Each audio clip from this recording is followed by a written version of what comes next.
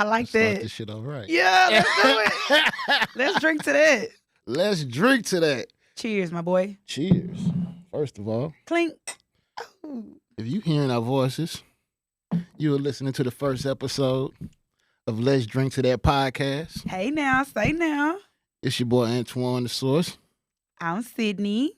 And I don't know how we got here. I know. I don't know what took so long, though. Me. Me. But we are here. And first of all, we're going to let y'all know we sipping on tequila with friends today. Reposado. Because I want y'all to know that this is like a happy hour on wax. Period. You know what I'm saying? Yeah. I want you to feel like 5:15. You know what I'm saying? Because we're giving you 15 minutes to travel. Okay. You know what I'm saying? Yeah. Okay. Commute. Yeah, commute responsibly. You know what I'm saying? So I just want y'all to tap in with us. We're going to give y'all a little experience into the 30-something world in the black experience. You know what I'm saying? It's a beautiful thing, you know, but everybody can't sit at this table. So sometimes you got to be a part of the culture by way of this podcast, because that means all races are welcome. Yes. And if we talk shit, don't take it personally. No. It's like, if we talk shit, please don't take it personally, because we do have a decree. Let me get my scroll out. Okay.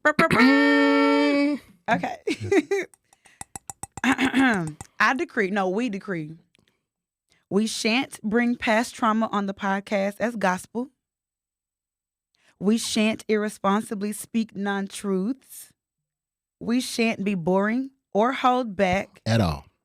We are not experts. I repeat, we are not experts. At all. Okay? And we shall have a good ass time. Let's drink to that. Let's drink to that. Okay. We hold these truths to be self-evident that all podcasts are not created equally. We're telling y'all that now. Okay. Period. As my kids say at my job, per. Shout out to Roland Ray. Shout out Roland Ray. How you doing, boo? Okay, let's get into it. Man, first of all, we was talking about it briefly in the beginning.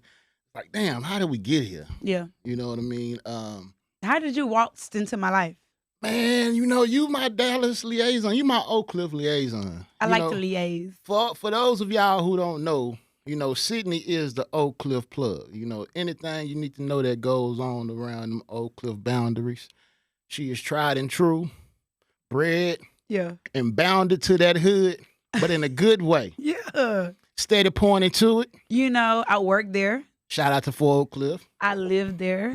And honestly, initially I met her, I had grand plans, on my other podcast. Shout out to Unspoken Conversation. Shout out to them. We were trying to do a live show. Okay. And I don't know why. You know how you just follow somebody on social media and it's like, damn, I'm liking the energy. I'm liking the production she's putting together. Somebody that's not doing halfway shit. Yeah. If you're going to do it big. Shout out to Webby. You know what I'm saying? Like, and so I saw it and I was like, you know what? I need to tap in and see if she can help us with the live show. So I reached out to you. You was cool. You wasn't Hollywood. You know what I'm saying? Absolutely not. You wasn't giving blue check energy without the blue check. Absolutely not. Oh, my God. That's a thing, right? Oh, I know. My pet peeve. But especially UK motherfuckers. Anybody, we'll get to y'all at another day. Yeah. But, so I'm like, hey, pull up. I'm trying to figure out how we need to, work together to kind of bring this vision to life. I had grand plans until the numbers start rolling out. And see, I couldn't afford it, y'all. She met me at a broke time in my life, you know what I'm saying? Well, look at you now. I was downtown balling. If y'all don't know what downtown balling is, I mean, you make enough to make it in there at 3 times the rent. Uh-huh. But then you get down there, you realize, why the fuck did I do this? Well, I gotta pay for parking too. That 15-month lease is long. I don't know. I was living at home at the time, so I couldn't relate. I was like, nah, things are expensive. So when you hit me up, for background, people who don't know, my name is Sydney, but my Instagram is Stephanique, right? That's my middle name, my real middle name. I was calling you Stephanique. I'm like, Stephanique, who? It's my real middle name. My daddy name is Stefan, and my granny thought to get creative, right? Shout out to Fifth Ward, Houston. They was doing Neeks back in the day? My granny she jumped that shit off. She jumped that shit off. She did. Rest in peace, Maddie Pearl. Rest in peace. But yeah, so I'm an event planner. I do baddie brunch. That's my love and my heart. And so at the time when you hit me up, I was planning baddie brunches all the time. And I'm sure you saw consistency and you saw how live and lovely they were. Right. I can pat myself on the back. She got that professional black woman demographic on lock. Yeah. You know what I'm saying? Fellas, tap in, you know, if you need a matchmaking, you know? Oh my God, please. Because my baddies, yeah, we tired of being single. But yeah, I pulled up. I was working at Neiman's at the time. And I brought my coworker who was doubling as my publicist. Felt like a scene out of Insecure. Given first season of Insecure.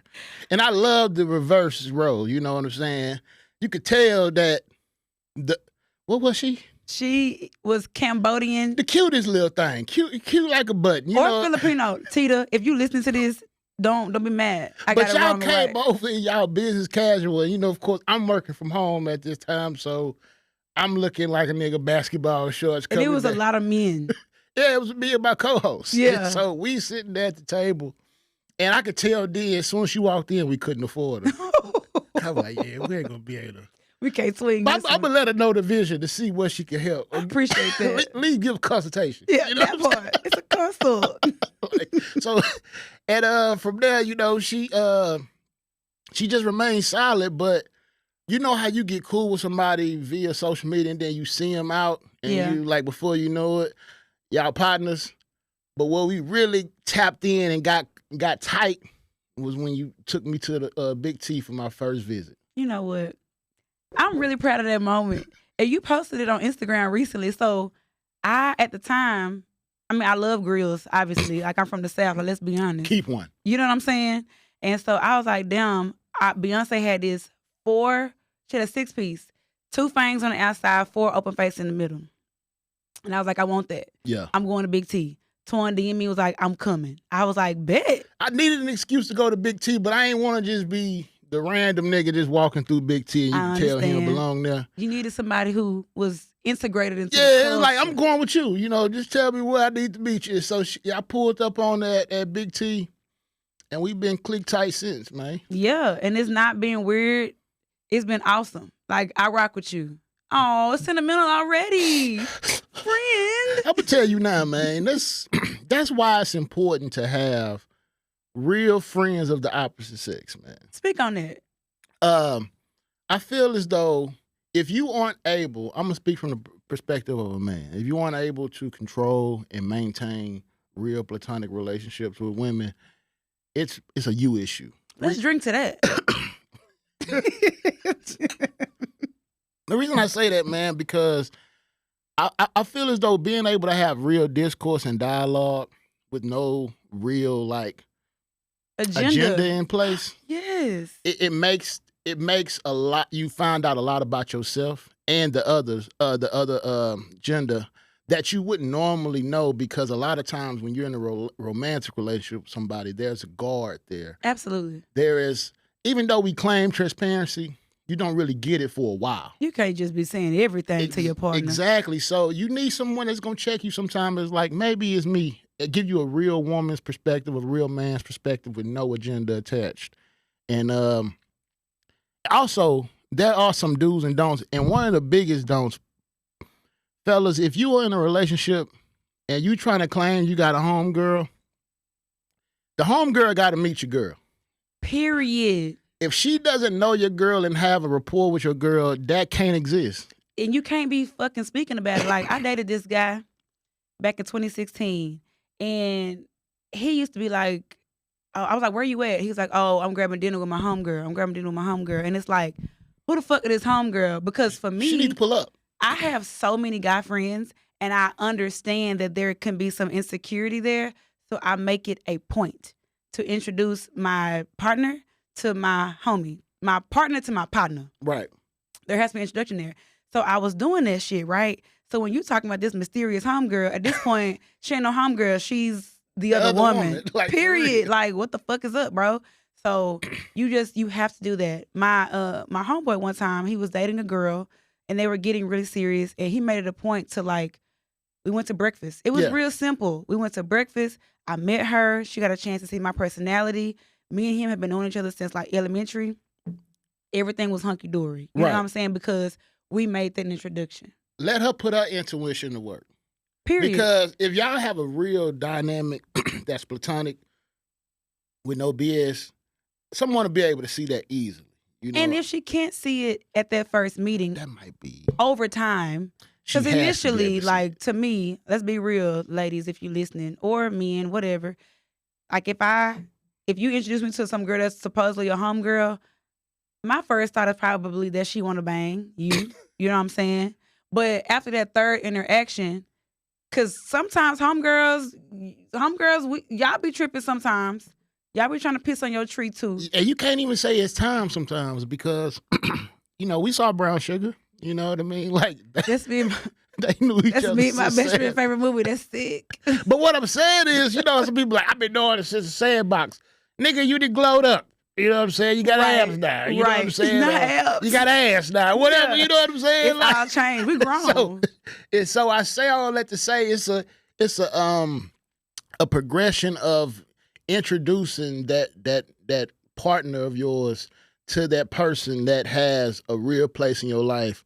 Because honestly, if they can't work, there will always be an issue. Mm-hmm. And being put in the middle of that is never a good situation. Luckily, you know, you knew my girlfriend before I got there. So absolutely. We was good to go. Shout out to my boo. Shout out to her. A happy belated birthday. Yeah, she just had a birthday, man. You know, niggas trying to spoil her, you know. I want to know what you did. Man, Can I ask? So we going to Cabo tomorrow. You know, just lightly. You know what I'm saying? Nothing major. I got to get some sand between my toes. You know. Okay. Vacations always put me in a good place. Absolutely. And also, we went to dinner, of course. And so she's talked about. We both work from home. So she's talked about, you know, creating this aesthetic in her office space. And you know, I pay attention to clues. The few months, especially like leading up to her birthday, so I ended up getting her this chair, this real nice chair she wanted for her office. I didn't even know CB2 was a thing, Crate and Barrel. Oh, super cute shit. Yeah, so I was like, I got her that, and I got her a spa day, a massage. Where's the spa? At Jewel. I knew it was the motherfucking Jewel. That's the Jewel. If you ever visit Dallas, live in Dallas. I suggest it. They took care of me too, without me even having to show up. So I had a car pick her up and take her. You had a car? Because I had to get the chair to be able to get delivered, so I had to get her out the house. Oh, okay. Everybody, let's just pause. For all the women who are here listening who are single and get off by listening to these romantic stories, because I do. You had a car service to pick her up? Yeah, because I couldn't take her, and I didn't want her to have to drive, especially after, this intoxicating, spa. Let's drink to that. Legs a little weak, you know what I mean? I need you to make it home, you know what I'm saying? So, but, and then, what else? I got her this coat. I paid attention to this coat that she wanted, and I just tried to I try to listen. Sometimes I think we overthink gifting. Because if you really pay attention to your mate, you kind of know exactly what they want. Absolutely. Got to get the real response. And so I just tried to put some thought. Her birthday in December, though, God damn, I'm back doing. I got Christmas in 2 weeks, so. God bless. God bless. February right around the corner, too. Like, shit, I hope I don't have no December babies. It's going to be hard. Shit going to be hard. It's like, I'm going to have to goddamn save starting in February. You have to. Because, like, what you going to do? Go for broke? Nah, but, man, we had a ball, though. And, hopefully we have a dope-ass time. So when y'all hearing that, I will have been tanned. Yeah. You know what I'm saying? So when y'all hearing this. Tander. I will be tander. I don't know if that's a thing. It's a thing today. So, but yeah, fellas, don't be trying to fuck on your homegirls. Absolutely not. And women, same applies to you. That nigga don't look good to you. You lying to yourself. You just, honestly, it's all about, to me, meeting the person's partner, if they have a partner, and being honest about your intentions. You have to be a certain way and give a certain energy, too, to the new partner also. As the partner. I will say, for me, and shout out to Baddie Brunch, because Baddie Brunch has groomed me. I used to be a grade A bitch. But You was a mean girl. I was a mean girl. I wasn't a mean girl in high school. I was prom queen and homecoming queen, shit I called high school. But in college, at the University of Texas at Austin, Hook'em Horn. You was the mean girl. That That Austin had you acting different. Got out of Oak Cliff and started feeling yourself. That's period. And I'm not proud. But that's what happened. I was like, nobody know me out here. I can be whoever I want to be. That's a whole subject in itself, recreating yourself. I know. And I did. But it was because everybody the people was popular in high school when they get to college. Correct. But girls, like I was popular in high school, but I was like preppy popular. 2-parent household. You know what I'm saying? I know your types. Oh, fuck. Go to black school. All right. But it's like two different kids that go to the school that's quote unquote in the hood. Yes. Especially someone like Oak Cliff. Yes. We have a school kind of like that in Houston called Yates, because you have. I know Yates. Is that Third Ward? In Third Ward, you have the McGregor side of Third Ward. That's Beyonce's side. Okay. And then you have the bottoms. You know, the CUNY homes and all that. Understood. They're not the bottoms. That's what they call them. Yeah. And so, but those worlds can mend in one place. Yeah. So seeing those demographics navigate those same halls, I'm sure was interesting. That was me. I remember specifically a group of girls at Carter called me white girl. And it was because I didn't think I was acting white, but like I was listening to Adele in high school. Like that was like. Oh, you was a little cultured. I was. How did you get to Adele? How did you find Adele? I had cable, and she was. Shit we take for granted. I had access to VH1, and here I am getting ready for school, listening to Chasing Pavements. Hey, why you talking like when I moved to California in 6th grade? Wait, what? I lived in California in the 6th grade, San Bernardino. Y'all, that's news to me. But I went to school in the hood in South Park, in Houston, so I had never gone to school with white kids. Jesus, so that's young. I went to school at Persian for like 3 weeks. Then we moved to California.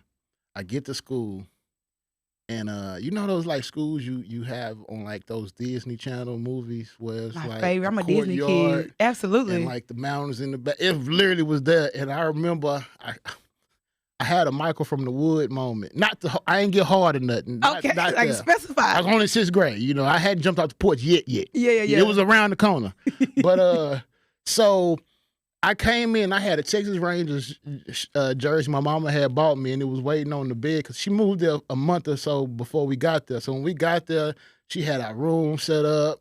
I thought we was gonna at least get a day to like, get acclimated to the Absolutely. change. She took our ass to school the next day. Like, we flew in about 10 o'clock at night. No. She showed us how to get to the bus stop, and me and my brother was in tow, like. No. That's how I got at school next day. Back then, parents was a little harder. Like, my brother was walking to school in, like, kindergarten. And probably because our parents grew up harder as well. Yeah, exactly. So I'm gonna drop your ass off at school, make friends. God like damn. That's pretty much. Damn. So I get in there, and my teacher, I went to the office. They was like, "Yeah, we're expecting you." I remember my teacher name, Miss Glass. I go in there, I got this damn Texas Ranger, so it's Texas' biggest day on my goddamn shirt. Mm-hmm. And I was like, "Hey y'all, I'm Antoine. I'm from Houston." I know that's how I sounded. I know that's how I sounded. I can't. I'm from Houston. I like football. Miss Hughes, what page 15 on? Oh. I literally was like, I like football. And that's it. I like to play basketball with my friends. And that's it. And I went and sat there. And then you know how I made friends? Because I was the best athlete in the school. Because it wasn't but a bunch of skater kids and shit. In Texas, we play sports. Yeah. There, they roll skateboards. Yeah. So I was like, damn, they was like the black kid from Texas. And so I was the That was you. I got popular real fast. I was the fastest kid and shit. But when I got there, it was a culture shock. Mm-hmm. But also, I always say that was one of the moments when I realized I was country. Wow. Yeah, in the 6th grade. Like, why you talk like that? Do y'all ride horses? Do you have boots? Bitch, I'm from South Park. Oh my God. Let them fucking know. I live off MLK, nigga. Yeah. Do your Googles. Like, I felt offended. Like this is what y'all think of us in Nigga, Texas. you taking me down. This nigga said, do your Googles. Do your Googles. Better dial up that AOL motherfucker and find out where I'm from. That part. When somebody couldn't be on the phone for you to get on the internet.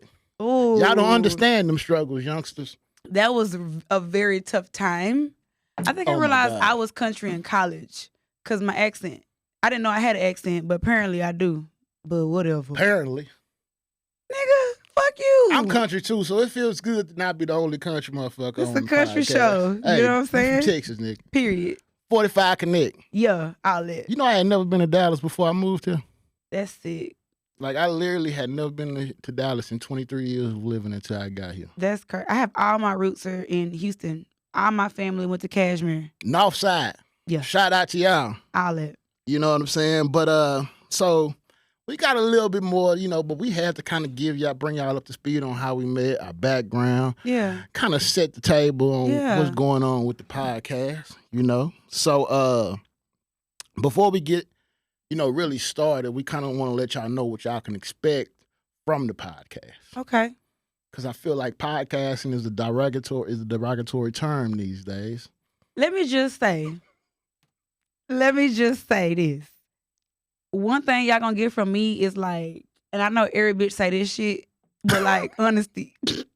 I don't really know how to bite my tongue well. At all. I'm also a Sagittarius for just context. But doing this podcast, I was telling Twan, I think I told you, maybe I just thought it in my head, chair. But I was like, damn, like not another podcast vibe. You know what I'm saying? Yeah. I was on a podcast previous to this and I loved it, But having that break, everybody just been like dropping podcast after podcast. Everybody got something to say. And you put a mic in their mouth and they just got something to say. Bro, Pause. they fucking up the game, man. And so for me, I was like, damn, like, I got to convince more people to listen.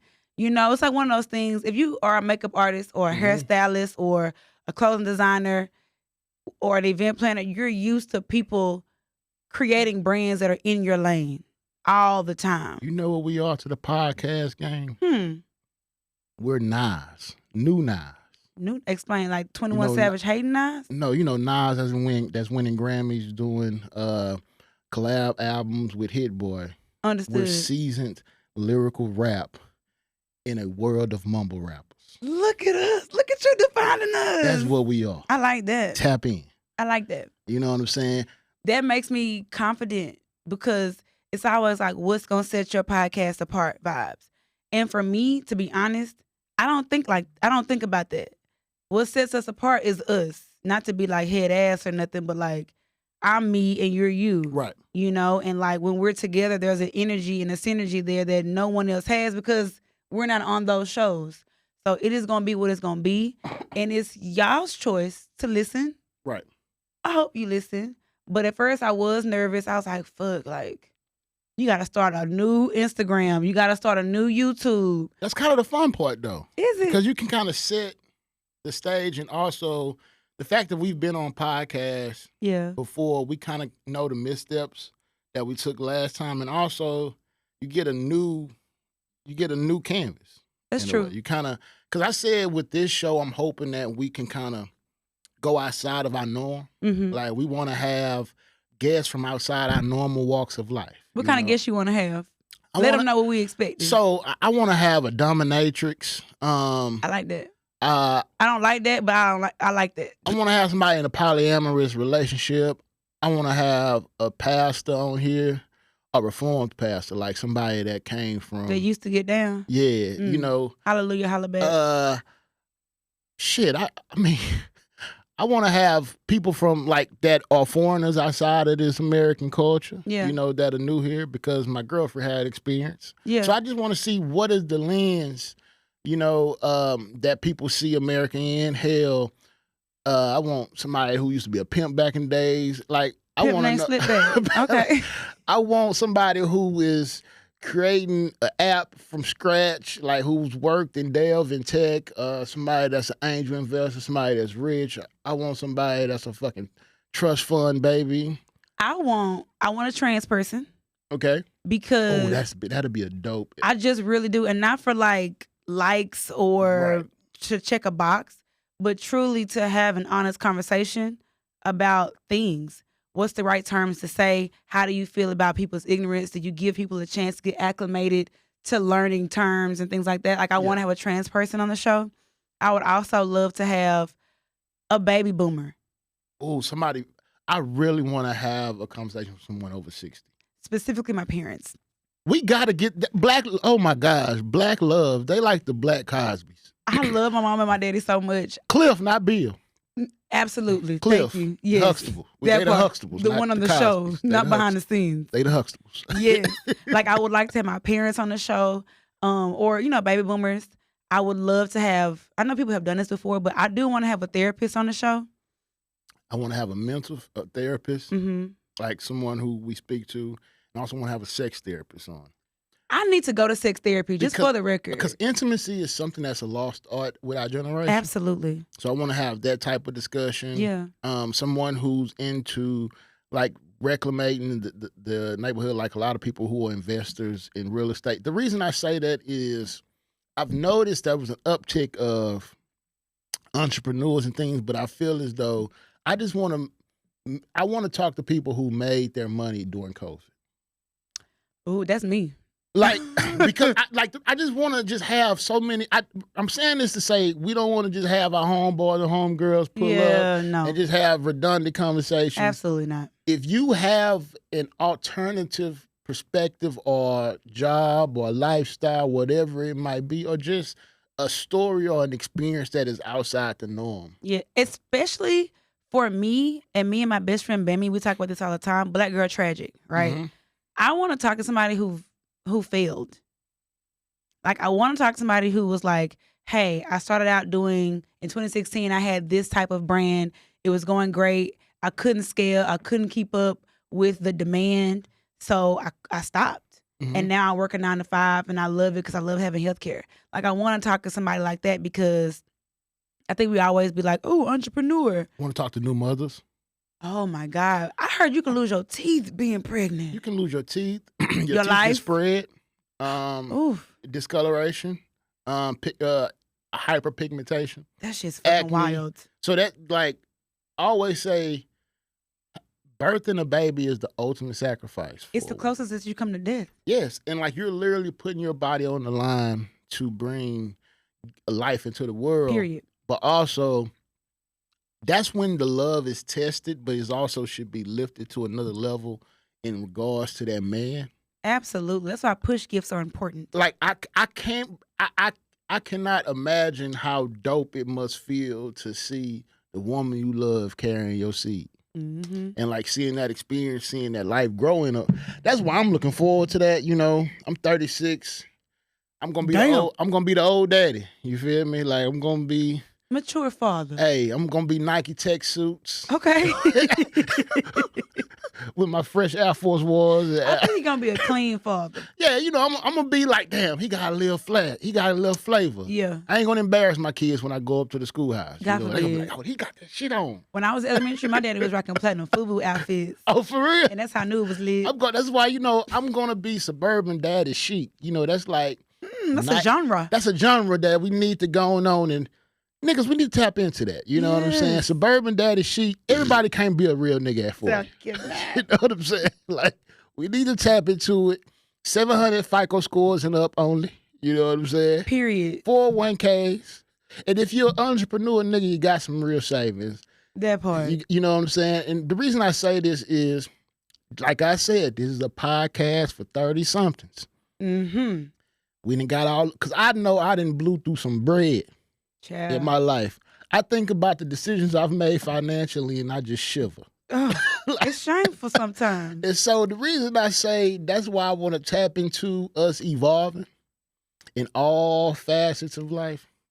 I'm just so excited to be here. I don't think you realize. Oh, Antoine. Man, I've been ready to get into the studio because we have such dope dialogue. Yeah. I'm like, I want y'all motherfuckers to come in. And like I said, happy hour. Just so y'all know, I have commitment issues, but with Twan, we have met every week at this bar by my house for convenience. Thank God. We're not telling y'all either because we do not need y'all niggering it up. Hell no. Sorry, but it's low key, pro key. So, but we've been meeting weekly. We have my laptop and typing little notes and stuff. Like, it's been real official. And, we drink during it and, like, we have honest dialogue that prompts our shows. And so I'm really excited about that. But Twan, I want to ask you a question. What's up? let's tell them, or let me ask you a question. What will we do with this podcast and what won't we do? So one thing that we will do with this podcast is give you all a consistent, good product. What I mean by that is if we don't stand behind the product, we won't release it.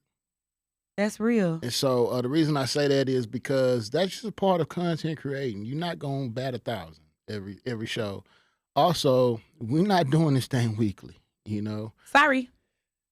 Life happens so fast. In order to have real, like, dialogue and I feel like a real energy when we come in, taking that gap in the week, it doesn't become a chore. It becomes something we're looking forward to getting back in the studio and doing. Absolutely. I feel like it's the definition of like letting the beat breathe. Yeah. I agree. And then also, we told you this in the decree, but being honest, you know, toxicity is not something that we trying to use to get us on the map, you know?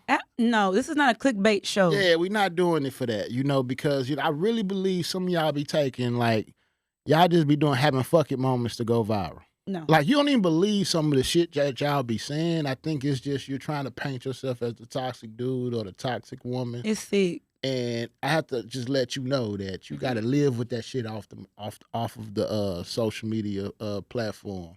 And so we just try to have a mature, but not we want to have a mature, but we're not a very square. When I tell you this, what I mean by that is we can cut outside the line sometimes. You know what I mean? Like we not trying to get no goddamn book deal. You know, I mean, that's you trying to call me. Yeah. You know, we ain't trying to heel Harper this motherfucker. Hell no. Shout out to him. Shout out to him. You know what I'm saying? Like, but no, I think it's going to be fun and honest, but respectful. I think what I want people to know, I'm very like self-aware. Yeah. Like extremely so.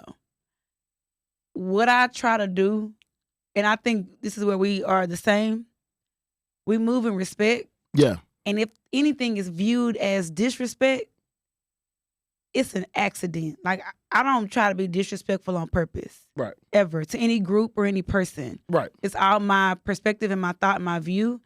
And I think that's one of the nerve-wracking things about doing a podcast. Is like, whatever you say is there forever. I mean, shit, got an edit button running. It's just going to be a little pause. Yeah, it's going to be a what skip. What happened? It's like, don't worry about that. Edit that out, my guy. Because no, who's embarrassing me? No.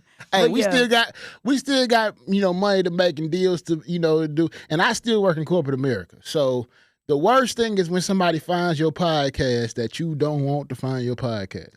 Ooh, shit. It's like, you know, I found out my girl, grandma listened to our podcast. She know everything.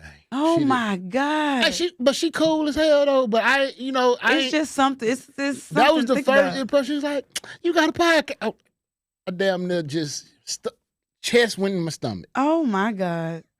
God forbid. I mean, my granny, all my people is gone. But my mom, honestly, my parents. I think your mom will be cool with the podcast. We're a real liberal family.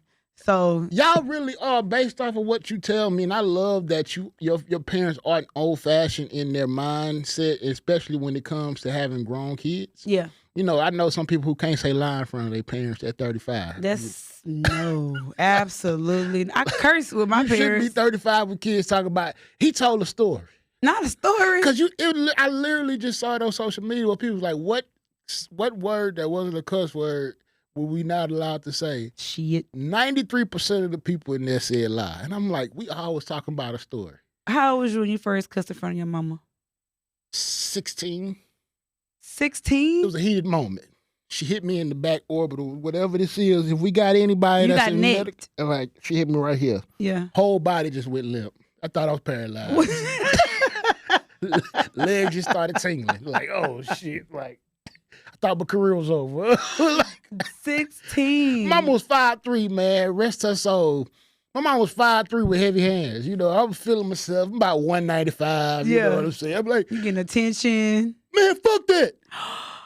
I hit that corner. And I just want to let you know, man, it was light, then it was dark. Grand opening, grand closing. And that's when you know, like, a single parent, especially a single mom, got to dig deep when it comes to chastising her boys. Mm-hmm. And I think that's why they love on us so hard, because they know I'm gonna have to punch you in your throat to make you understand. But I want you to know it comes from a loving place. Yeah. I just don't want you to be no fuck nigga.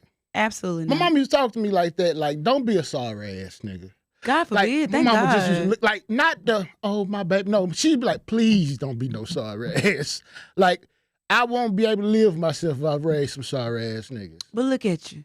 Man. You not a sorry ass nigga, friend. Her legacy lives in me because I came a long way. Yeah, okay. I had a 7 year fuck nigga run. I feel like that's shorter than most. You know, well, it was bad. It was significant. It was a few long-term situationships. Like, I wasted a lot of time. Yeah, I'm exiting out of one right now. I wasted a lot of time. You know, Damn. like, if you add up all the time, it was about 4 years of like some. If you add up everybody months, like accumulate the 6 years, it totals up to it's about 4 or 5 years, half a decade. Yeah, you know what I'm saying. So some women went through it with me, man. You know, I didn't have pop-ups. You know what I'm saying? Came out the letters in the goddamn windshield. Wow. That's why being out these streets is so peaceful. I sleep better. Food tastes better. For the record, everyone, I'm sadly still in the streets. I don't know which camera to look at, but just know I'm still there. I don't want to be there. I'm there involuntarily. So no pajama photo shoot this year? Man, I've been trying to achieve that dream since 2016. Damn, that when it became a thing, huh? Yeah, that's when it hit. That's when it hit too. Damn, you was just getting out of one, huh? You didn't make it. I was in one. I suggested it. He didn't match. We did wear pajamas, but they weren't matching. People would have been like, they're on their way out. You know, you dropped that with non-match. It wasn't. We did semi-watch. I want to do this. This is my dream Christmas date, right? Take us there. Everybody, close your eyes. Unless you're driving. Closing eyes. Yeah, close your eyes. Unless you're driving or right. typing. My dream Christmas date is me and my man. He comes over my apartment, right? What kind of candle scent you got? You know, I'm with the candles. It's like a seance. It's got to be a cinnamon or something in there. It's an apple spice vibe. This Christmas, okay. It's honestly, it's an assortment. Take us there, okay. You know, we got apple spice, no pumpkin. You got cinnamon in the bathroom. You know what I'm saying? Okay, I'm there. Okay. We there, okay. That's the vibe. You come in, it's already dimly lit. Let me go back. It's candles eventually. When he comes over, we're cooking a meal together, right? Because I want to get in the vibes. Like teamwork makes the dream work vibe, right? What's the playlist? Ooh, I want Ashanti Christmas Time. I want All I Want for Christmas Is You, Mariah Carey. Let us know. It's got to be somewhere in there. You said who? Let us know. Got to be somewhere in there. Absolutely. Okay. What's the other one I can't think of because I've been drinking? Donny Hathaway got to be somewhere in there. That part, and it's maybe it's Chris Brown if you. That's my one. You know, okay. What's the one with Temptations? Oh, Silent Night. Hello, people. That's it. Okay. It was a night. Yes, it is. Before Christmas. Hey now. I want that. Okay, we there. You know, we cooking dinner. Somebody's making the cocktails. Like we looked up a Pinterest cocktail recipe. Lit while we cook. Okay, we got cinnamon sticks and cranberries in the shits. You know. Mm-hmm. We sit down in our matching PJs and we are watching A Merry Little Christmas. That's the Lifetime movie with Kelly Rowland. My grandma loved them shits. Yeah, man. We watching that and it's candles, it's vibes, and we don't finish the movie. That's a vibe. I know. Damn, but I've yet to find that person. It's okay though. I'm happy being by myself because ain't nobody out there cheating on me. But you got hoes. No. All right. What I mean by that is you have suitors. You just, niggas ain't acting right. At this current juncture, oh my God. Like, niggas ain't acting right. Like the, You want some juice? Yeah. You can tell the people. Antoine trying to drink on a jug. Because I've been drinking straight tequila, not even realizing like the last 3 sips. So if he don't remember what he said for the last 10 minutes, that's what happened. I felt myself sounding drunk uncle-ish. You know what I'm saying? You know that little slizzard on the end of your words. I had hoes maybe at the top of the year. Y'all, I didn't have to consult my psychic twice this year. Niggas and drove me to Y'all got her psychics. doing semi-annual check-ins with a fucking tarot reader. Yeah, and she been 75% accurate. This is what black women dealing with us, fellas. This is what we have taken them. They are in the witchcraft now. But oh my God. They ain't even going to the altar no more for us. They said, fuck the altar. Lord, you've been sovereign. But I need a new playbook. I need just a little bit more insight into what's coming, you know? But no, I don't have hoes no more. Right now, I'm in the spirit. I'm not the space. I'm in the space of like Getting to know yourself. getting to know myself. You know, I'm 34 now. Just celebrated a birthday, which we got to get into. Yes, I just celebrated a birthday, y'all. So that's where I'm at right now. I'm just trying to relearn myself and not have my time or my peace interrupted. Right. That's where I'm at. I feel that, you know, and you know, speaking of peace interrupted, you know, I feel like this is a good pivot because we're gonna come back to your growth in this year 3-4, your Hakeem year. Yeah. But I want you to know that sometimes the heart wants something a little different than what is in front of us. So those who we think are our favorites might not be the one that has our heart. That part. Sometimes you might be working with the woman you love. Speak You know what on I'm it. saying? Sometimes you might be having to get away in the woods. Graze ass while y'all close up and pack Packing up y'all luggage. bags. That's how you know they was having some nasty sex. That nigga had to Dang. get one more graze. He was liking that lady. Like it was so random. Like it wasn't even like, let me grab. It was just like a Grace. perverted, I'm in the club, don't know you type of graze. That's what it was looking like. For those of you who don't know, we are talking about TJ and Amy on what is it? Is it Good Morning America? Good Morning America, man. Look, I'm gonna tell you what my mama told me. That nigga fine. Wait. I can see your mama saying this. Why it's funny. My mama is a beautiful, married, happily 62-year-old queen. She say she got eyes. This is my daddy say. I can look at the menu as long as I don't order nothing. That's the level of love I want to get to. Well, you know that nigga ain't going nowhere. That He's just woman there ain't going nowhere. looking. You just Be looking. like, he ain't going nowhere. It's just vibes. Look, nigga. Yeah. We can look together. You like that? Right. That's cute. My mama said TJ Holmes is a fine man. And she don't fault Amy Robach, however you say her last name, for dipping and dapping. Because I have a feel inside to get explicit. I think TJ was dicking her down real nicely. That's where I'm at with it. That's why they got up there so goddamn confident the day after. Like, fuck Holding it. hands. What we got is for us. Knocking back Stellas. They had a prissy ass, nasty ass. It was in that bitch. Time in the woods. Prosecco is being poured by the every 10 minutes. They practicing marathons. I mean, they up together at 5 a.m. So I know they libidos is through the roof. They running and They laying. probably got up in the morning, took a brisk jog together and had sex in the shower. Hey, babe. And then his wife called him, well, you know, how you doing, boo? I'm practicing for the marathon. Oh, gosh, another one, boo. I'm under a lot of stress. He hit her with that stress. The producers are on us. You know, they're saying the ratings are slipping, so we need to get together for these retreats for the chemistry. We gotta do the marathon. They're saying our Q ratings are slipping, so they brought us to a cabin to just have dialogue for Not the next 48 dialogue. hours. Like, what did you tell her, bro? That's what I want to know. Like- That's what I want to know. But I heard his wife, or a strange wife, is like the chief of staff at Rock Nation. You know that nigga wasn't married to no bum. Come on now. I mean, shout out to her, but I just wonder, unpopular opinion. Anyone out there if the popular opinion is that shame on Probably got a them. nigga on the side too while you playing. I mean, if she's smart. Mailroom nigga If from she's Brooklyn. smart. Okay. I'm paying Washington this thing. Heights. Hey, got a little.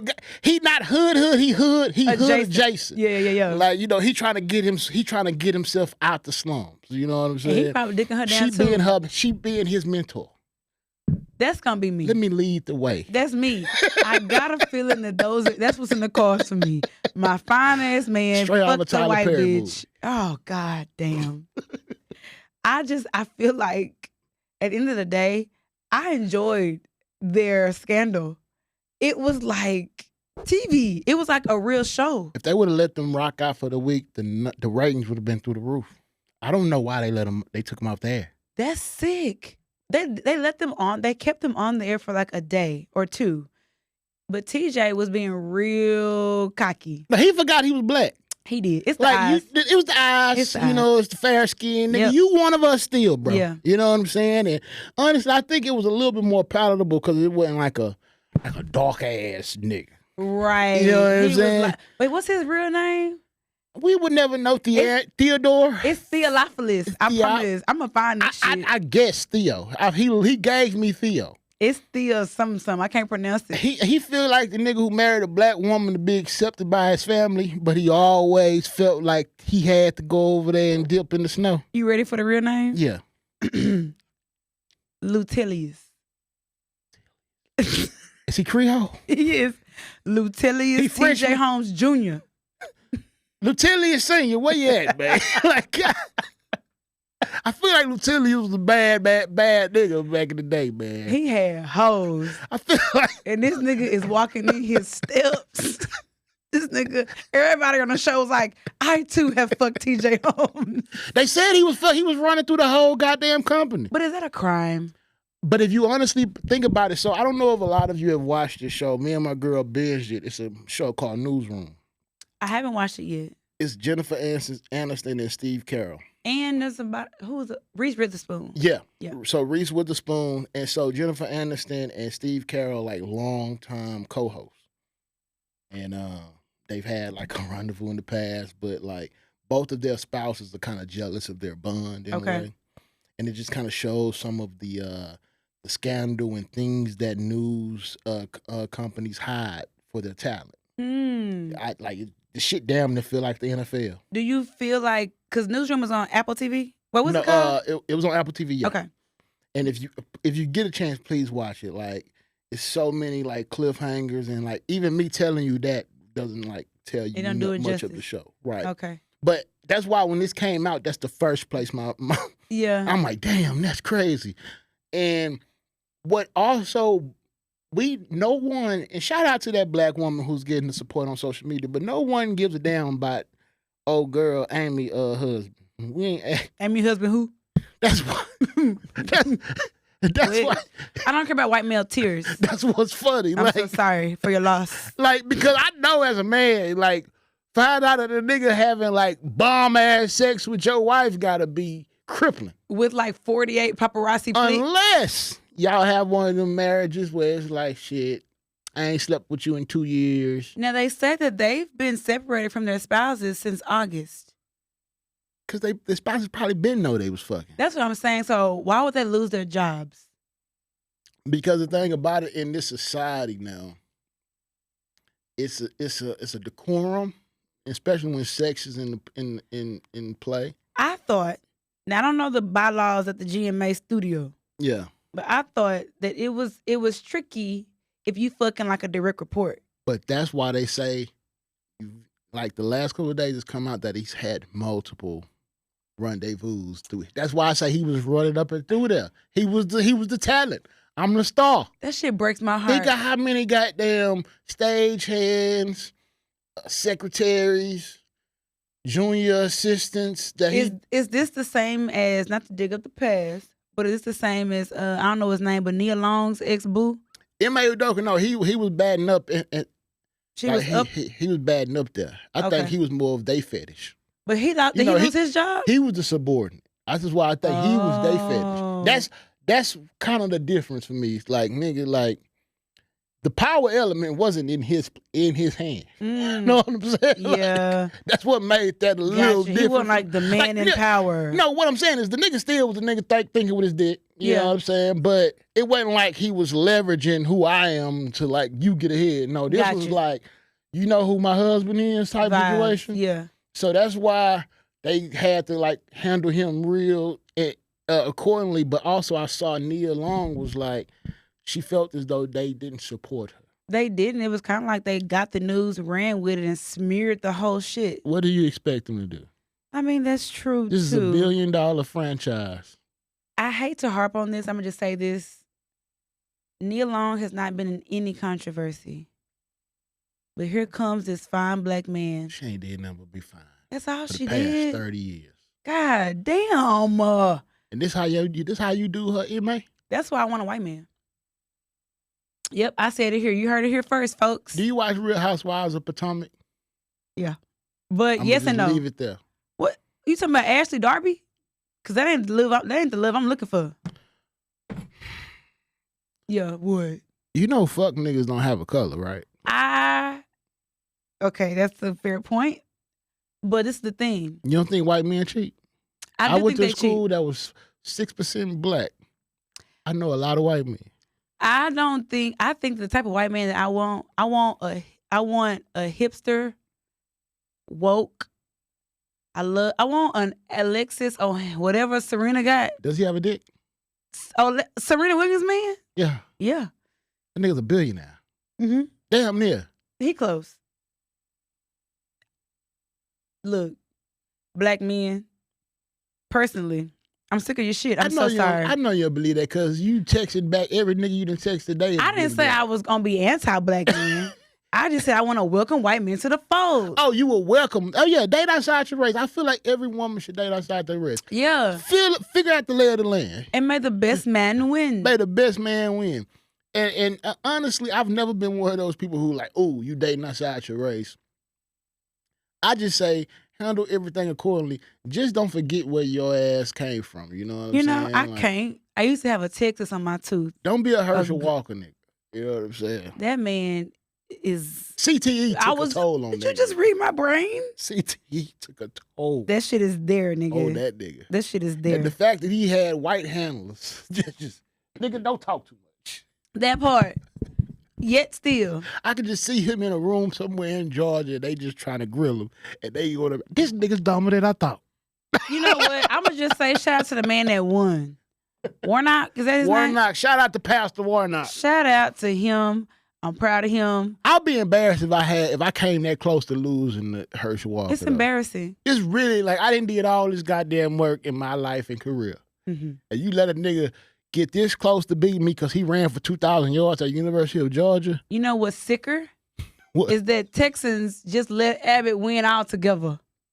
You know, honestly, I think the only person that could have probably beat Governor Abbott was Vince Young.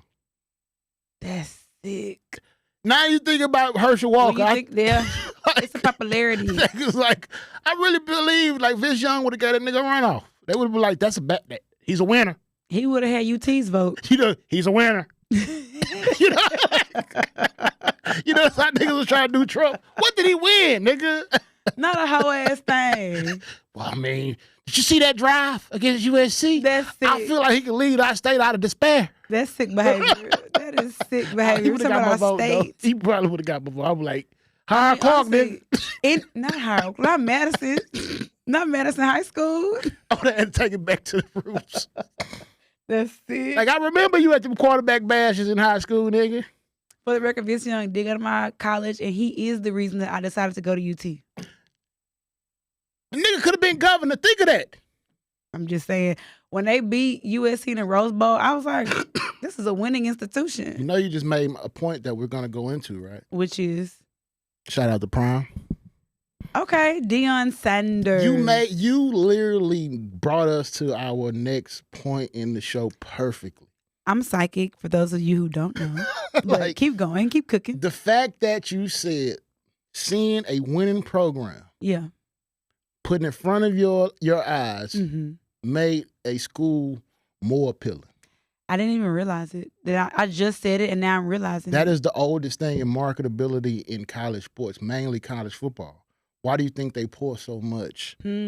Like Alabama's enrollment has gone up about 20% in So there's a direct correlation to winning program to admissions You numbers. look on TV, you're a 16, 17-year-old kid, and you're seeing these students having all these celebratory moments. They showed Tennessee when they beat Alabama this past year. The fans taking the field goal post through the town, putting it in the river, orange everywhere. Like, I damn near was like, what's going on in Knoxville? You get what I'm saying? Two things. First thing, thank you for saying Tennessee and not UT. I'm from Texas. I know that's fucking right. Shit. Sorry. Secondly, you're right. I mean, when I remember watching the USC Texas game in real time at home with my entire family, and when we won, I was a junior. I was 16. And I knew I was going to I had ulterior motives. I was like, oh, I'm going to go to UT and find me a nigga. A football player. I'm going to find me a football player. I'm going to be an NFL wife. Oh, I had dreams. Be thinking when they go to the same school. I had big dreams. Big dreams. It was a dream deferred, but it was a dream nonetheless. Got you a nigga on the practice squad. You know? He damn near made it. You know what? Damn near made it. For the record, I was so afraid at UT. I was so scared of having a reputation. Because at the time, slut shame was at an all-time high. And y'all don't be knowing who the stars. You don't know yet. At the time, I picked my stars very well. I'm not going to say his name, but he was that left tackle who was big and musty was the first round pick that was going to be there. And it was like, ugh. But that little receiver who wore the nice clothes and shit ended up being on the practice squad. And this big musty nigga that wasn't getting edge ups then went and became a top 15 pick. I was like I was in the sports dorm.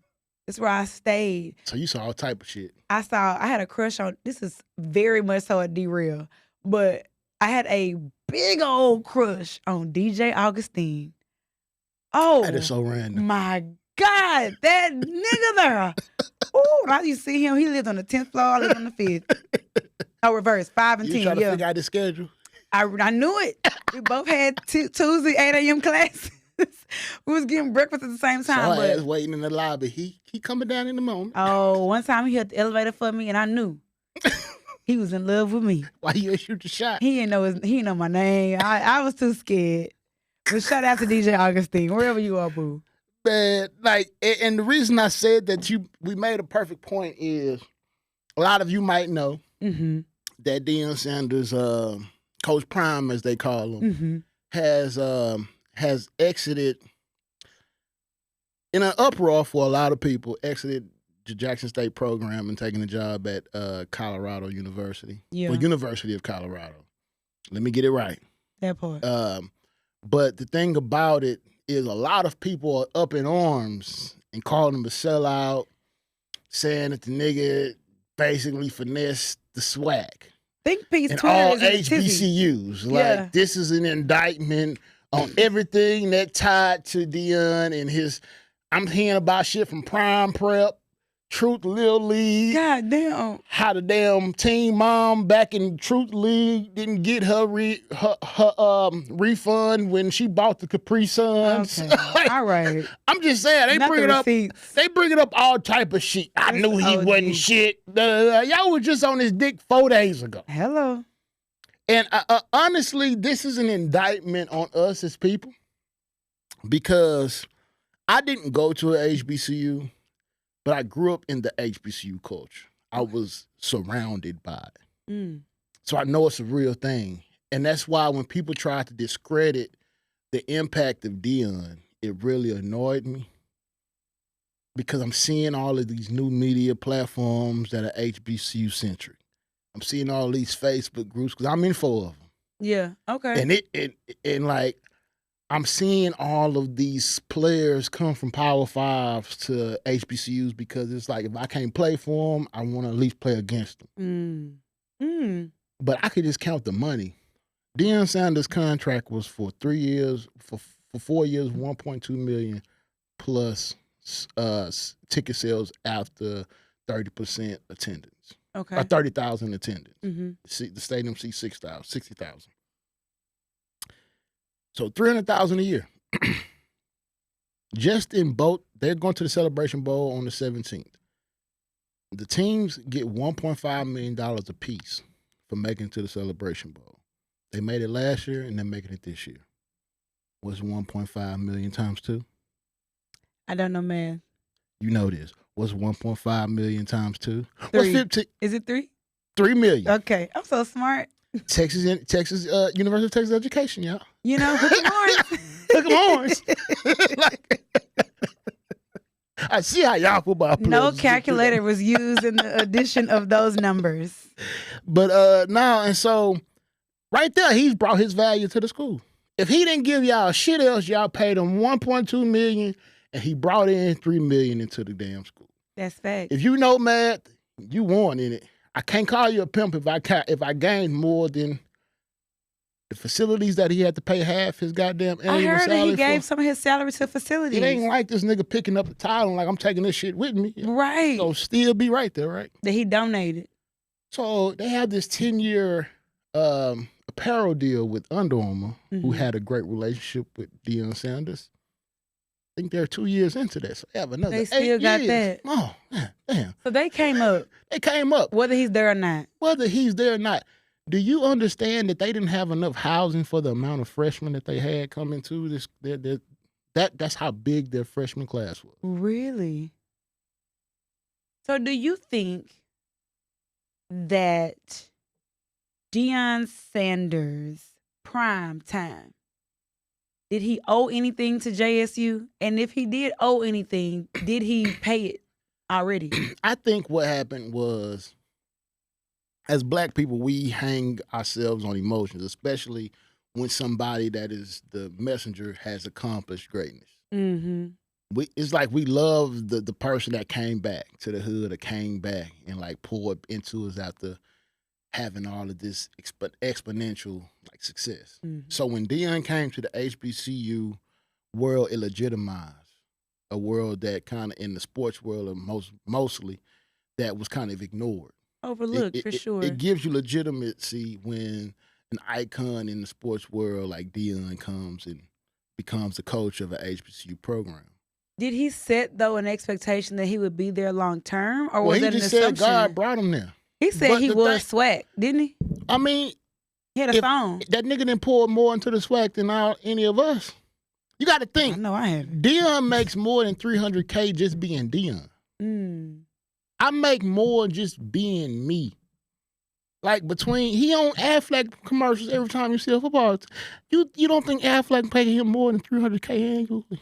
I don't really know. You don't think Affleck is paying him and Nick Saban more than $300K annually? To be honest, I really don't. They are, because they are bringing him private jets just to go and do commercials. This is my take. This is my hot take. Yeah. You know, I love sports. Psych. I actually don't. But I do like Deion Sanders because he played for the Cowboys. Anyway, my take is this. Who cares? Like, I just feel like people care too much. And maybe I'm saying that because I didn't go to a PWI. I mean, I didn't go to HBCU. Granted, I come from a family of HBCUs. My whole family went to Jarvis and Prairie View. But for me, a UT graduate, I never had to think about coaches bringing legitimacy to my program. That's why it's different. Because it's a privilege, I guess. The HBCU world has created such greatness in so many avenues, but it's kind of like the land over there. And what I mean by that is it's not a lot of funding. And if there is funding, it's a lot of mismanagement. But it's the infrastructure is so flawed for so long that it's almost like you can't bring yourself out the hole. So when you get this light, like Deion, you want to hold on to it. It's like you want to hold on to it. I get that. But unfortunately, that light is great outside of the world. I wish that, this is what I wish. I wish that the conversation was, for those who are like pissed. Yeah. I wish that their thoughts were, thank you, Deion, for bringing us legitimacy, a different caliber of player. The Alumni Association put a post out that was classy. I appreciate it. Well, then shout out to the JSU alum. Yeah. Because I wish it was more like a thank you, but our feelings are hurt. Mm-hmm.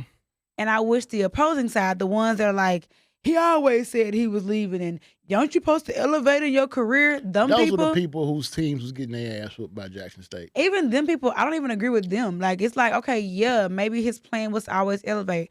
All of our plans are to elevate. And while I do agree with that, I wish that their stance was more like, listen, this black man is elevating in pay and influence. Let's celebrate him. Taking a 2,000% raise. That's astronomical. So I wish they were like, you know what? Congratulations, DN, for your uptick in pay and whatever. At the same time, JSU current football program, we sympathize with where you are now, and we hope that the next coach is one that is whatever the fuck. Like, I just wish that everybody was just like not so polarizing. I feel sorry for that next coach, man. What if it's fucking like Shannon Sharp or someone? It won't be. Shannon Sharp, the ABC world ain't fucking with that Shannon Sharp. Right? Oh, he made a comment, right? Yeah, I ain't even gonna get into that. Okay. You know, he was already the one that was dealing with the white women's. You know, so they already like was on his ass. They was looking for him to fuck up. So, they on your head, bro. Just stay off Twitter. Keep smoking them blacks and Hennessy chips. Honestly, like the coach that comes in behind Deion is like the new 8 Viv. Damn. Like, you won't win. I don't give a fuck how many tearjerker scenes you have. Like, unless they're winning. It ain't Deion. So? Like, be fucking for real. Like, BFFR. Let's be real. I'm about to tell you why. Mm-hmm. Since Saturday, Colorado's Instagram has gained 114,000 followers. Okay. All right. Be that as it may. They had 59,000 followers. That's fine. They ain't won a game yet with him as the lead. But what I'm saying is, unfortunately, well, they're going to get attention because people want to see how they're going to be post Deion. But if they're winning, it's like a flair that you can't replace. Like, Deion can go into any goddamn room, any goddamn boardroom and be like, I need this. Walmart cut the check for their practice facility. Strahan popped out with the suits. Good old Michael Strahan. American Airlines had them niggas flying presidential. It's like, goddamn, this nigga can go 11-0, but why we riding the bus, man? We was riding the American Airlines charter flight last year. Like, my only thing is, what's more important, JSU? Wins or prime? What's more important? This is why y'all can show y'all greatness, especially with the attention that you have right now, your greatness as an institution. Embrace it. All hands on deck. Make sure that money is right, the infrastructure is right. Jackson, Mississippi, get that water shit together. That part, that's where y'all's concerns need to be placed. Man, this nigga he got too much money to be having to fucking bathe in the pool. Like, that's out of line. I don't know, because in my mind is telling me that the water... It's a government issue. True, but my mind is telling me that it's in certain parts. It's not literally every faucet in Jackson. Jackson County, like the county. So, which is where Jackson State is literally in the middle of the city. So they are impacted. I'm going to say this then. This is my idea, and we can wrap this up. Yeah. We'll wrap it up then. This is my idea.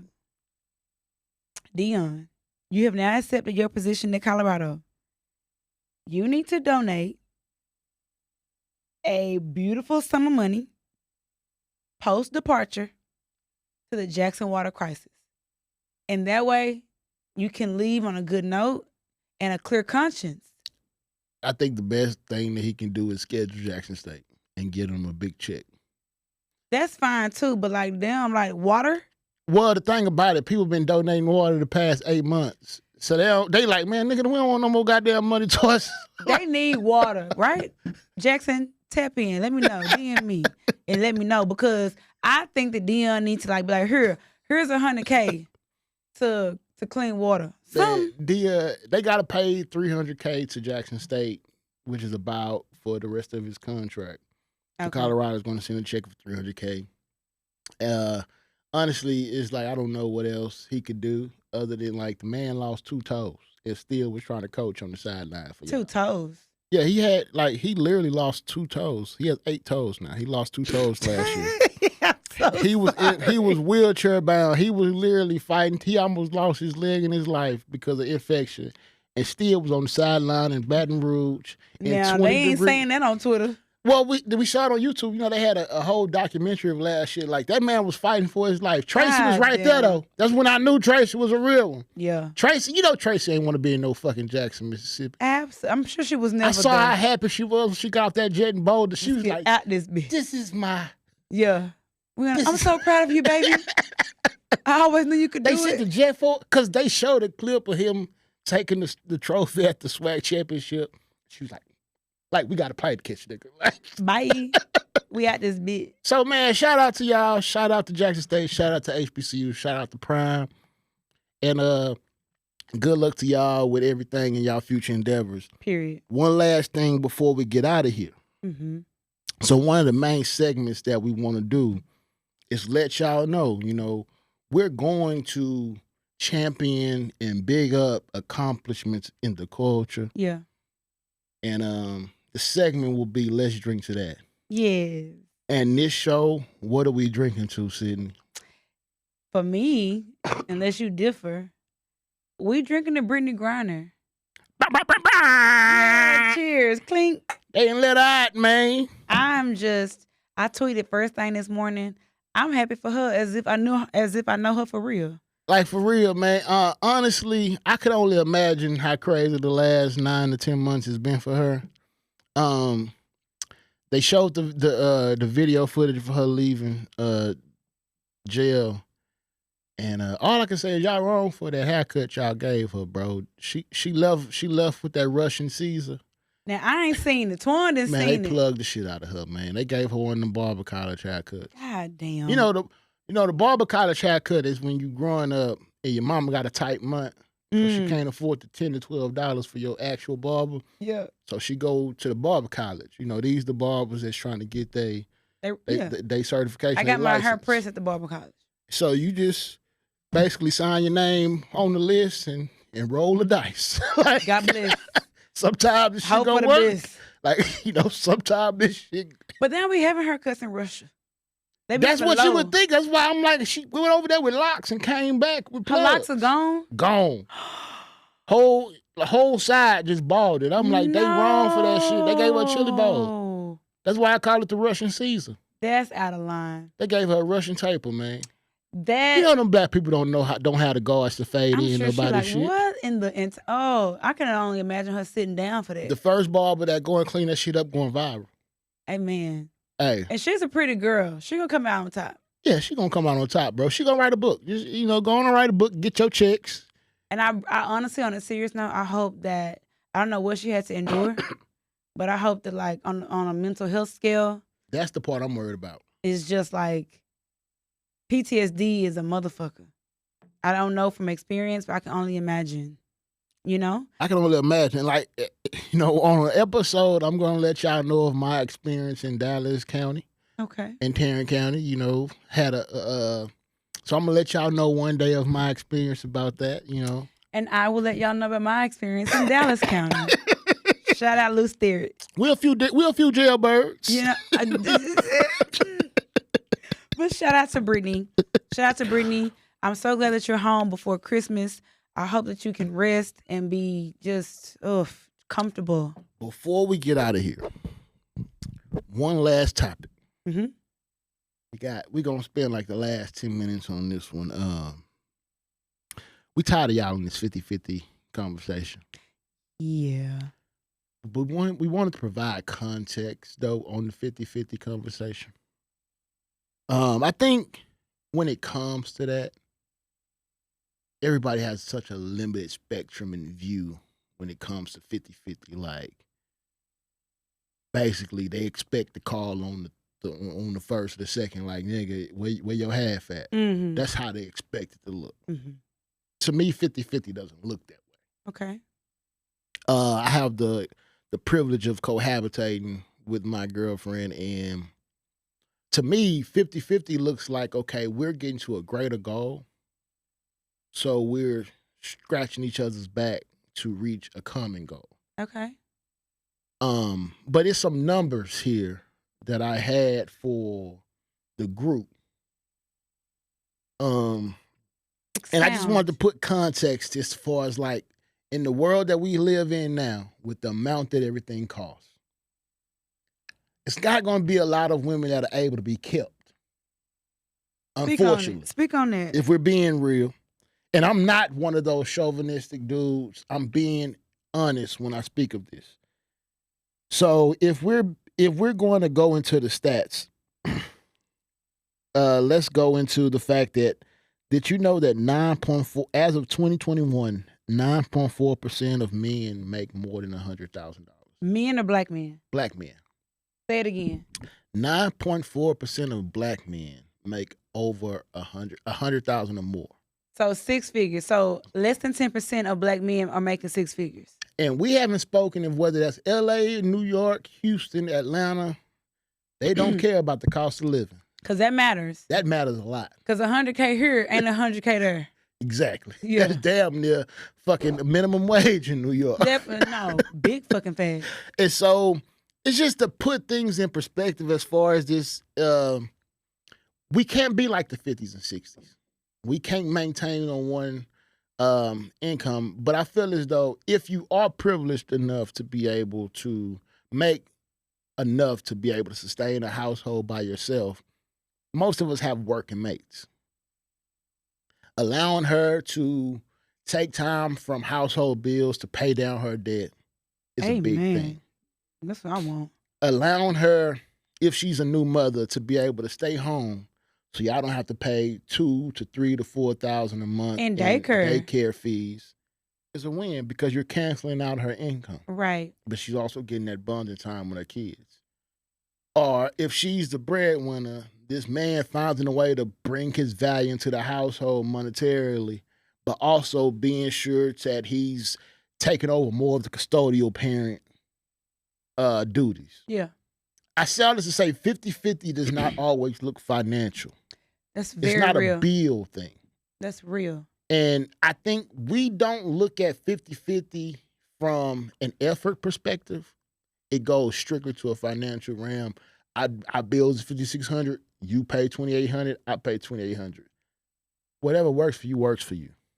But if you are carrying more in that relationship than you would if you were single, and I mean by that more of the burden, then it either has to be worth it, meaning like that person is taking up a deficit somewhere, or it's one of those things where you have the ability to be able to pay it and hold it down. And still be good. Still be good. That's rare. It is. I'll say this. When I hear the word 50-50, I hear like I'm doing work and you doing work, and I'm just like, ugh, yuck. I want to be taken care of too. But to your point, 50-50 is not always financially. I subscribe to the narrative. I grew up with 50-50 parents. Mm-hmm. You know, from all the bills. That's just how I grew up. When my mom moved to Italy and she lived there, she wasn't contributing to a lot of the bills, so I was. You know what I'm saying? So it was 50-50 there between me and my dad. Right. The kind of household that I want to live in, ideally, I'm not saying realistically, but ideally, I don't want to do shit. But make this house a home. I don't want to, let me throw a decor, a little candle, a little decorative. I'm gonna have this bitch smelling good as fuck when you come in here. Like that. I'll be the house manager. I'll hire the maid. I'll manage the lawn man. But do you realize that you're making it easier for your mate to go and earn with less work? And I'm okay with that because, deficit is being made up. For me, I'm an event planner by trade. Mm-hmm. And so one of my, it's just like a work thing. Like I do vendor management every day. So from the lawn people to the internet person to the plumber to the HVAC man to all them people, if that can be my contribution, you know how to facilitate. I can book all that shit. You know as long as I ain't gotta swipe my card. You know what's funny though? And I'm gonna exit the subject on this is, at one point in time I was a mortgage underwriter. Uh-huh. So you get to be real nosy. Yeah. What you find out is when it comes to, building wealth, acquiring real estate, things of that nature, you find out if you're married to an asset or a liability. That part. Unfortunately, that's a real thing. Yeah, because facts. If you want to have both partners on the title, I have to find out both of you all's capacity to pay. Mm-hmm. So, for instance, if you are one of those people who you're not having to pay month to month on the household expenses, you still have earnings coming into that, and you have capital coming into that bank statement that I'm able to see your capacity to pay. That makes you a less risky Yeah. borrower. Yeah. So that's that asset. Like, even if you're not paying into the house, you're helping us be able to get to. Because your income is in the fold. Exactly. For me, I say, it's going to be real child. It depends on how fine you are, you know? That's a real thing for everybody. You know what I'm saying? Like, if you a 6. You a keep a nigga? If you had it, would you keep a nigga there if he was fine enough? If you had Wendy Williams money before they froze her funds. I can't because of case studies like that. I ain't keeping now, nigga. My mom raised me better than that. Because my mama taught me better than that. I ain't doing it. I ain't keeping now, nigga. But when I say depending on how fine you are, that would discern whether I'm about to be, I'm going to advocate to being a kept woman or I don't mind being 50-50. Depending on how, if you a 10, that's unrealistic. If you a 8. With some bomb ass 6. If you a 8 with knocking a big the bottom. head, you feel me?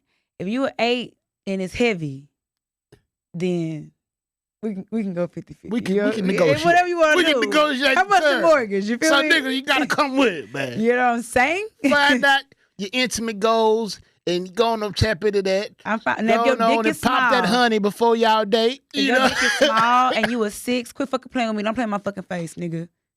Cough up that shit. Quit fucking playing with me. Don't embarrass me. Why you sound like Carisha? Shout out to Carisha, please. Nah, but you know what? Cardi B had a video up that she talked about this whole thing with, and I agree with her. That's my line of thinking. I agree with her. Like, ain't no nigga about to kick me out. So I'm not about to be sitting here advocating to be a kept woman so a nigga can up and be like, bitch, get out, because I'm about to go straight cliff mode. Like, but they gonna have no leverage. Nope. Where are you on the week? Man, what heat? Nothing to stand on with my bags, nigga. Absolutely not. He taught me this pussy with fire. Nope, he lied.